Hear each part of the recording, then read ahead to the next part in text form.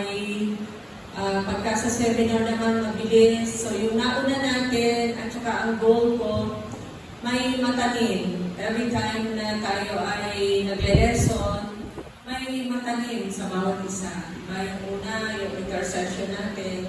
So, yun, pagdadala natin ng mga petitions natin sa Panginoon. And then, yung intercession 1 ay paano ipapanalangin. And then, yung 2 ay yung fasting. Hopefully, naka-fasting tayo. Ako mabuti na lang sa ako si Jenny Wednesday. Kasi nahihilo ko ng umaga pa lang eh. Alam ko mababa yung sugar ko yun. Kaya sabi niya, ako ngayon dahil fasting. Pero wag ka naman fasting kasi mababa yung sugar. Sabi ko, ayaw naman naman fasting pa naman. Pero nakita ko, mga katapusan ko yan. Malalapasan ko yan. And so happen pa na may meeting kami. Alas 6 na, nandun pa kami. Kaya yun, dapat na-cut ko na yung, di ba, dapat makakakain na, pero naandun ko pa rin. Pero, biyaya pa rin ng Panginoon. So, nandun tayo sa fasting natin dahil alam natin na may mga prayers na hindi basta-basta matutugon, may kaaway. So, kailangan natin manalangin. At ngayong hapon, nandun na tayo sa lesson 4. Ano pa rin ito? Intercession. Ito ay knowing the Holy Spirit. Yan yung lesson 4 natin. Kilalanin sino ba ang banal na Espiritu. Kasi ang Holy Spirit ang pinaka-susi. Ang Holy Spirit is the key to effective intercession. So, tandaan natin yun. Tandaan natin, alala natin, na mayroong 3 weapon na pwede natin na gamitin para sa kaaway. At yun ay ang pananalangin, Word of God, at fasting. So ngayon, para din sa effective na pananalangin, kailangan makilala natin sino ba yung Holy Spirit. Pag binasa natin yung mga naunang mga alaga, diba, sa Book of Acts, yung buhay nila lagi nakadepende sa Holy Spirit. Kaya yung ministry nila, isa pag inaaral ko yun, sabi ko, bakit ang bilis nila lumago? Diba, daily, the Lord added to their numbers, ganito karami. Ang sa kanila ng Panginoon, diba, wag muna sila umalis doon sa lugar, hanggang hindi nila na-receive yung Holy Spirit. So, ang Holy Spirit talaga, ang key natin para maging effective yung ating intercession. And for effective intercession, kailangan din natin ang 3 bagay. Ang una, dapat kilala natin yung sarili natin. Para maging effective yung ministry ng intercession, ang una, dapat you must know yourself. Kilala niyo ba yung mga sarili niyo? Sino ba tayo? Kilala ba natin? We are spiritual people. Diba? Spiritual people tayo na nakatira lang dito sa temporary bodies. Mawawala ang lahat. The body will be destroyed. Pero ang spirit ang magre-remains. It will be the spirit that will remains. So know yourself. Then know who God is. Pangalawa, sa effective intercession, kailangan kilala natin kung sino ang Diyos. So, lagi naman natin yun, sino ba ang Diyos natin? At sabi nga, in the beginning, God created the heavens and the earth. So, the Father designs, sino ang Diyos? Trinity. One God in 3 persons. The Father designs, the Spirit conceives, and Jesus creates. The Word creates. So knowing that, who is God, and only through faith could we fathom the power of creation and apply it to intercession. Kailangan, alam na natin yun. kung sino yung Diyos natin. Bilang mga susunod na leader, makaka-encounter tayo sa mga prayer groups natin. Yun yung unang-una na mga itinatanong sa atin. Yung harvest event natin dito, di ba yung mga nanay na kasama ni Ate Sally, ang isang tinanong nila sa akin ay, ano yung kaibahan ninyo sa mga Katoliko? So, kilala natin kung sino yung Diyos natin. Ipapaliwanag natin sa kanila kung sino yung Diyos.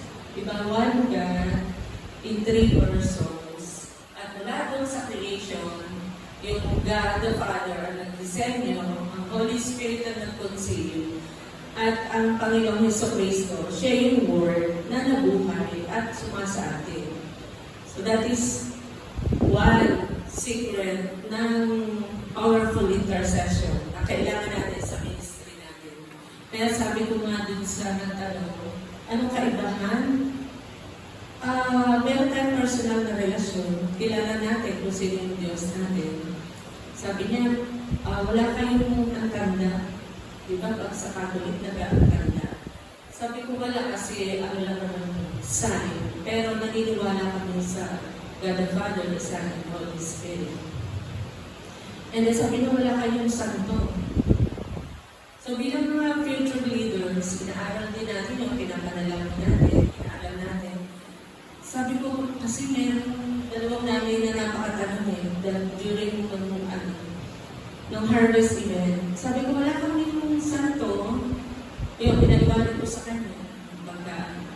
So, ang ano ko naman, nakuha na nila kung ano tayo, kung ano yung dinadala natin, si Kristo na inihahayag natin ng kaligtasan, na kahit saan tayo paikot-ikotin, pag alam natin kung sino tayo, sino yung Diyos natin, maipapaliwanag natin sa kanila. So yun yung isang sikreto ng isang epektibo na ministry. And then pangatlo is knowing and know how God will help you. Paano ba tayo matutulungan ng Diyos? Yan. In order to develop an effective ministry of intercession, una, you must know yourself. We are a spiritual being. Know who God is. And third, know how He can help you. Paano ba tayo matutulungan ng Diyos? Siyempre, una, kailangan kilalanin natin sino ba ang Holy Spirit. The Holy Spirit in Jesus. Yan, the Holy Spirit in Jesus. The Spirit of God is the only one who knows the thoughts of God. Diba? Ang banal na Espiritu lang ang nakakaalam ng isip ng Diyos. Kaya kailangan natin manalangin para malaman natin kung ano ba ang kalooban ng Diyos. So, kailangan natin yun. So, mag-take down notes kasi hindi po ako nakakagawa ng PowerPoint. So, una, the Holy Spirit in Jesus, the Spirit of God is the only who knows the thoughts of God. Diba? Ang Holy Spirit lang ang nakakaalam kung ano ang iniisip ng Diyos. Pangalawa, the Spirit expressed Himself through the prophets. Doon, sa unang panahon, in ancient times, the Spirit expressed Himself through the prophets. Pero ngayon, in-express ng Holy Spirit kung sino siya through Jesus Christ. So, pamamagitan na ng ating Panginoong Jesucristo. And then, pangatlo, the Holy Spirit in Jesus. Jesus testified that the anointing of the Spirit was upon Him. Diba? Tinestify ni ating Panginoong Jesucristo na nasa Kanya ang banal na Espiritu. Nasa Kanya yung anointing. At kung wala ang Holy Spirit, hindi naman makakapagpalayas ng ng demonyo. Through the Spirit of God, our Lord Jesus, nung nasa form of human, ang ating Panginoong Jesus, di ba nakakapagpalaya siya ng mga demonyo through the Holy Spirit? So, kailangan talaga natin nakilalanin ang banal na Spirit. Sino ba talaga siya? At sabi ko nga, katulad dun sa care group namin ng mga Michelle, ano pa yung isang aspeto doon sa tinanong kasi ni Ma'am Michelle sa amin? Ano pa yung paano ka mag-enlarge? So, kailangan mo yung abiding. Number one, to sa akin, kailangan ko yung abiding in the Lord para marinig ko, mas marinig ko kung ano ba yung pinagdadalan sa akin ng Diyos, ano ba yung mga plano, ano ba yung mga gagawin. So, ito yung kailangan natin sa power ng intercession. We must abide in the Holy Spirit. We must learn to hear from Him. Kasi, katulad ng ating Panginoong Jesucristo, only the Holy Spirit knows the thoughts of God. So, kung hindi tayo nag-a-abide, hindi talaga tayo magbababad sa mga prayer time natin, hindi natin malalaman kung saan din tayo talaga dinadala ng Panginoon. Lalo na ngayon, magsisimula tayo ng mga care groups natin, mga pinag-start tayo ng mga care groups natin. Sabi nga ni Pastor, makapag-prepare ng yung apat, kung alam niyo yung 4 W's nyo. Siyempre, hindi nyo naman yung basta-basta lang iisip lang yan sa ngayon. Mag-i-start talaga yan sa pananalangin nyo. Paghingin nyo yan sa Panginoon, tapos i-visualize nyo yan hanggang makita nyo na nangyayari ngayon. Pagka nananalangin tayo, yan, tinan nyo pagka sa care group. Diba, uupo tayo, nagpe-prepare tayo para pumunta tayo sa care group natin. Hindi naman tayo basta pumupunta lang sa care group natin eh. Kanina yung lesson na ni Ma'am Michelle, kailangan di ba naka-prepare lahat. Ilang aspeto ng buhay natin yun, 6, 5, na kailangan prepared tayo. So hindi naman tayo talaga pumupunta dapat, lalo na kayo nga na magsisimula ng ano nyo. Hindi pupunta ka lang na nakasanayan mo. Katulad, halimbawa ako, every Saturday yung care group ko. Hindi naman ako basta pupunta doon nang hindi ko yan na pag-pray for the whole week, na-conceive sa mind kung ano yung mga kailangan kong gawin sa care group. Minsan lang dahil na napakahaba ng welcome. Napakahaba ng welcome. Napaka-exigal lang ng word. No, hindi ka na tuloy makarating hanggang doon sa dulo. Pero alam niyo, pagka hindi na pagpe-pray niyo, pinagpe-pray niyo yan, binivisualize niyo yan the whole week. Visualize nyo, pag-pray nyo, visualize nyo, pinapractice nyo, pinapanalangin nyo. Pagdating pagsalang nyo, alam nyo din, kahit na may mga ang daming kwento, diba, ang daming back-in, hindi nyo na alam kung saan kayo sisingit. Sabi nga ni Ma'am Michelle, mahina siya sa pagsingit. Ako konting tahimik lang, tatahimik na sila, hindi pwede na ulit. Pero kailangan maano talaga natin, lalo mapag-pray, mag-visualize na talaga for the whole week. Ano yung gagawin mo? Ano yung, kahit yung welcome, ano po yun? Isinasubmit yun sa Panginoon. Lalo na nasa pagsisimula ng care group. Nung nagsisimula ng care group, lahat yan, yung, kahit yung welcome, pinag-aaralan, isinasubmit sa Panginoon. At sabihin ko sa inyo, magiging effective talaga yung ministry. Pagka naandyan yung submission mo talaga sa Holy Spirit. Pakikinig. So, mahalaga yun. Matuto tayo na makinig. The Holy Spirit, kilalanin natin bakit ba talaga mahalaga ang banal na Spirito. So, the Holy Spirit, sabi nga dito, siya yung para maging epektibo yung ating ministry of intercession. The Holy Spirit, dapat alam natin, the Holy Spirit is a person. Diba? Matagal ko na yung itinuturo sa inyo. The Holy Spirit is a person na sabi ng ating Panginoong Jesus, hindi niya tayo iiwan na orphan kung hindi kasama natin ang banal na Espiritu. Sa yung nagbibigay ng tapang at saka lakas sa atin. At in the form na nasa sa atin. The Holy Spirit is a person. Kaya nung naniwala tayo sa banal na Espiritu, sa ating Panginoong Kristo, nanahan sa atin ang Holy Spirit. The Holy Spirit glorifies Jesus. Yun yung goal ng ating Panginoong Kristo. Sabi niya sa John 16:14 to 15, He will glorify me because He will take from mine and disclose it to you. He will glorify me, sabi ng ating Panginoon, because He will take from mine and disclose it to you. The Holy Spirit has legal rights over all divine resources.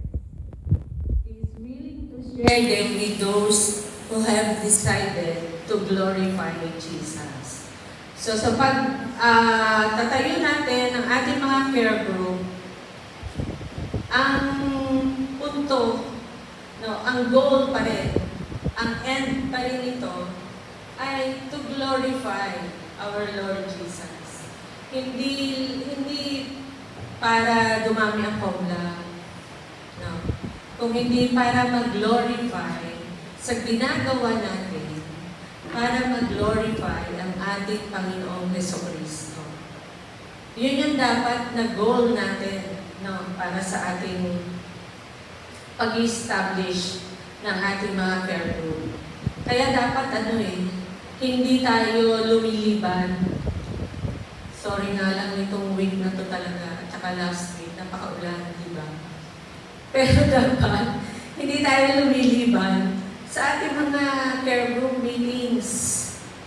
Kung ang goal natin is to glorify our God, ay hindi natin siya na-glorify pagka nalibanan natin yung ating mga care groups.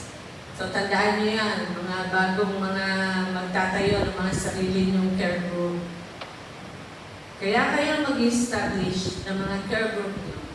Ang dulo at dulo nito, dahil ang Holy Spirit glorifies Jesus. Yun din yung goal natin, to glorify our Lord Jesus. And then pang-anim, the Holy Spirit causes us to be born again. Siyempre naman, di ba? Kaya nga tayo na born again because of the Holy Spirit. Only through the Holy Spirit we are considered children of God. Yan. And then pag number 7, the Holy Spirit is our guide. Sabi ko nga sa inyo kanina, para hindi tayo maligaw ng ibang mga doktrina. Marami ngayon lumalabas sa mga doktrina, di ba? Minsan pagka nakikinig ako sa radio, sa DCS, alam niyo naman yung radyo namin, isa lang ang istasyon. Masisira na nga minsan kinakatok ko na nga yung radyo namin. Kasi binili ko yun na talagang, yun lang talaga, DCAS lang talaga. Tapos lagi mong maririnig ngayon, sasabihin, sa huling panahon, maraming mga lalabas na mga bulang propeta, diba? Maraming mga doktrina na mga lalabas. So, ang Holy Spirit ang magpapaliwanag sa atin. Kaya ang Holy Spirit, yung guide natin. So, kailangan natin talaga na dumikit sa ating banal na Espiritu.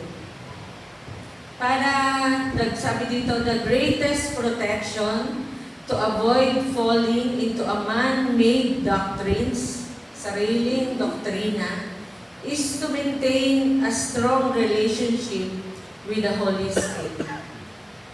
Yan. Para hindi tayo gumawa ng sarili din natin mga doktrina. Minsan gumagawa tayo ng mga sarili natin mga batas eh. Diba? Mga mababatas na rin tayo minsan eh. Pero tayo mga maling mga sinasabi. Sabi ko, totoo ba yun? Isang mga ganong mga ano. So, kailangan natin ang Holy Spirit. The Holy Spirit is our guide. He reveals to us the divine secrets and allows us to know future things. Diba? Siya lang din naman ang magsasabi sa atin kung ano yung mga mangyayari sa mga hinaharap. Kaya through abiding in the Holy Spirit, alam din natin saan ba dadalhin tayo sa mga care group meetings natin. So, pangwalo, the Holy Spirit reveals divine secrets. Yan. Sabi, the secret things belong to the Lord our God, but the things revealed are for us and for our children forever. Kaya yung Rhema word, mahalaga yun. Kaya katulad paulit-ulit na sinasabi sa atin yung pastor, hindi lang knowledge, hindi head knowledge, hindi intelligence, kundi makuha talaga kung ano ba yung Rhema word, ano ba talaga yung sinasabi ng ating Panginoon. And the Holy Spirit will reveal us the divine secrets. And it is the closest thing to the heart of God. Yung mas malapit sa puso ng Diyos is through the Holy Spirit. Sabi ko sa inyo, ang isang sekreto ng kagandahan ay pag malapit tayo sa Holy Spirit. Ang Holy Spirit talaga yung nabubuhay sa atin. The Holy Spirit in you. Yan yung pang number 9. So, kailangan natin ng banal na Espiritu para magtagumpay tayo sa pag-establish natin ng ating mga care group ngayon. So, hayaan natin na mapasimulan yung ating mga care group. Simulan talaga ito through intercession. At sabi nung ating key verse, Zechariah, di ba? Sabi ng ating key verse, dapat sa ulo niyo yun, Zechariah 4:6. So he said to me, this is the word of the Lord to Zerubbabel, not by might, nor by power, but by my Spirit, says the Lord. Zechariah 4:6. Hindi sa ating sarili, hindi sa ating sariling kapangyarihan, kaalaman, pero sa Espiritu ng Diyos na sumasa atin. In conclusion, the Holy Spirit longs for your prayer life to be powerful and effective. So, yung mga natutunan natin about intercession, so sa naging 4 na lesson natin about intercession, time para i-apply natin para maging effective yung ating ministry ng intercession. Hindi lang yon, para maging effective yung pagsisimula natin ng ating mga care group.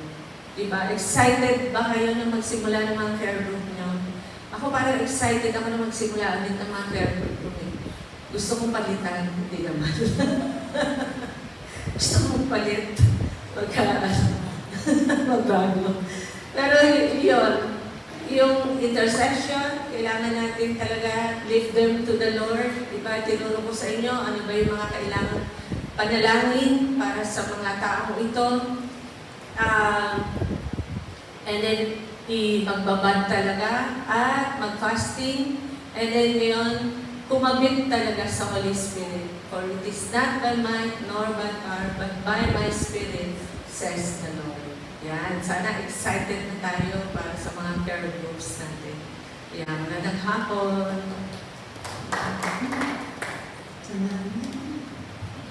So, excited ba kayo? Yan. Pakipasa na lang ulit yung inyong mga hindi ko pala na-checka ng devotion na kalimutan ko. Inalis ako ni Pastor dito. Sinisa si Pastor. Please, dito na Yan. So, next week ulit. At syempre, ang inyong devotion time. Pinakamahalaga yan, diba sabi ko sa inyo kasi dyan tayo kukuha ng ating mga ipinapasa. Hindi tayo basta-basta kumukuha lang ng kung ano-ano mula sa mga napapanood natin or sa kung kanino kundi syempre ang tinuturo natin ay salita ng Panginoon. So, importante ang ating devotion time. At hindi lang para sa pagtuturo natin, syempre para sa intimacy natin sa Panginoon. Yung personal na paglago natin sa Panginoon. Sige, tayong lahat at mag-close tayo sa panalangin. Salamat sa Lord sa akin.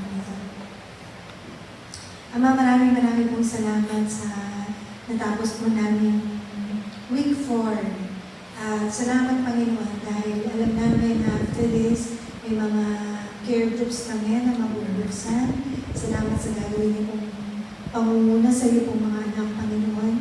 At dalahin ko, Lord, yung patuloy pa rin pangunguna at ang patuloy na maglalagay ng compassion sa heart ng bawat isa para sa mga kaluluwa, Panginoon, na nag-aantay po sa amin. Lord, sa mga kaluluwa na nag-aantay sa bawat isa sa kanila, Panginoon, makita nila ito at humakbang, Panginoon, para po maakay ang mga kaluluwang ito para po sa inyo. Bless you pong buksan ninyo ito, Lord, para sa buhay po ng bawat isa, sa kanya-kanya pong pamilya. Patuloy nga po na mangyari ang kalooban niyo po sa amin dito po sa iyo, pagkaya po sa langit. Patuloy na kayo, Panginoong Jesus, ang maluklok sa bawat tahanan, sa kabuuan ng common family, Panginoon, at ang mga laksalak sa anghel mo, Lord, ang siyang i-command mo para bantayan kami at mag-minister sa amin throughout this week, Lord. Maraming pong salamat. Let the blood of Jesus, Lord, cover us. Saan kami pumunta, ano man ang gawin namin sa isang linggo ito, Lord. Maraming pong salamat. Ito po aming panalangin sa pangalan ni Jesus. Amen.